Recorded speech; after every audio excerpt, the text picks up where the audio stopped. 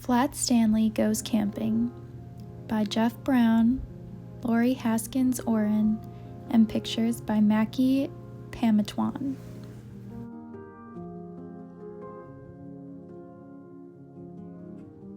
Stanley Lambchop lived with his mother, his father, and his little brother Arthur. Stanley was 4 feet tall, about a foot wide, and half an inch thick. He had been flat ever since a bulletin board fell on him.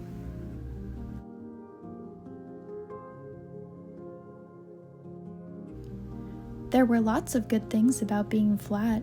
Stanley could put on sunscreen in one swipe. Stanley had the best back float at the pool.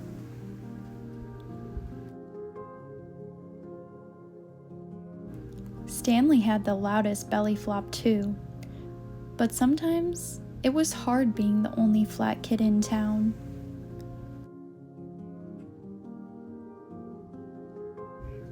"I'm sick of being flat," said Stanley one morning. "Flat is lame." "Lame?" said Mrs. Lambchop. "Why, some of the best things in the world are flat." "Like the newspaper," said Mr. Lambchop. "And fried eggs and pancakes and bacon," said Arthur. "I guess so," said Stanley.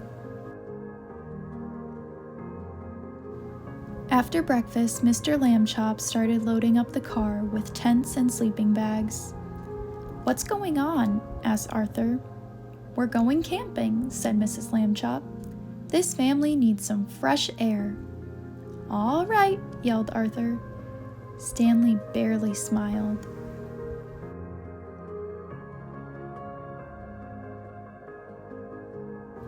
After a short drive, the Lambchops arrived at the Roaring River campground. Stanley was helpful as usual. He helped carry firewood. Stanley blocked the wind so his mother could start a fire.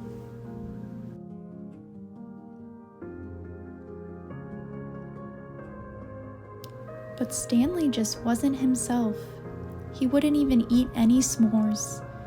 "Too flat," he muttered. "Why don't you two go exploring?" suggested Mr. Lambchop. "Good idea," said Mrs. Lambchop. "Just don't get lost or fall off a cliff, or touch any poison ivy. Have fun, dears." Stanley and Arthur set out. "Hey, animal tracks," said Arthur. "Let's follow them." The boys followed the tracks along the river, through some trees, and up a steep hill with a cliff on one side. "The tracks end here," said Arthur. He peered over the cliff. "I wonder what kind of animal made them." Arthur," said Stanley. Arthur turned around. "Skunk," he whispered. "Let's get out of here." But the boys were trapped. The skunk was on one side, the cliff was on the other. Then the skunk raised its tail. "What do we do?" Arthur wailed. "Mom said not to fall off a cliff," said Stanley. "She didn't say not to jump off." Suddenly, Stanley grabbed Arthur by both hands and jumped. "Ah!" Arthur screamed. Then Arthur opened his eyes. He wasn't falling. He was sailing. Above him, Stanley's body made the perfect parachute. The boys landed with a gentle plop.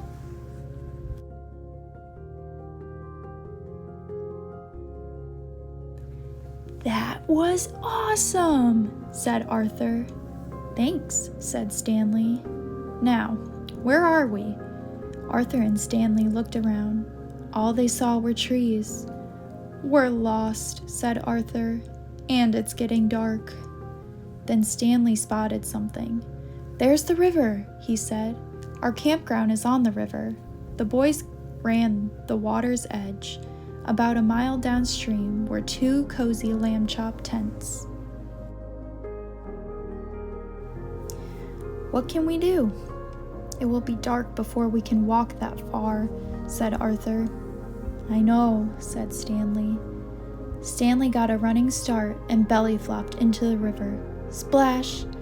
Then he flipped over onto his back. "Climb on!" "Woohoo!" cried Arthur. "I always wanted to go rafting."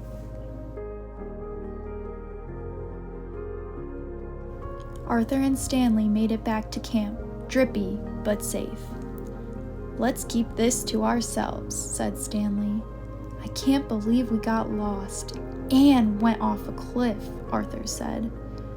"At least we didn't touch poison ivy." "There you are," said Mrs. Lambchop, "just in time for supper." That night, Arthur whispered to Stanley from his sleeping bag, "You know, if you weren't flat, you couldn't have saved us today." Stanley smiled.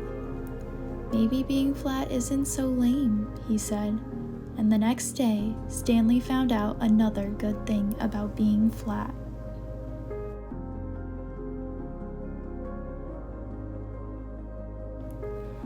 He could put on poison ivy cream in one swipe.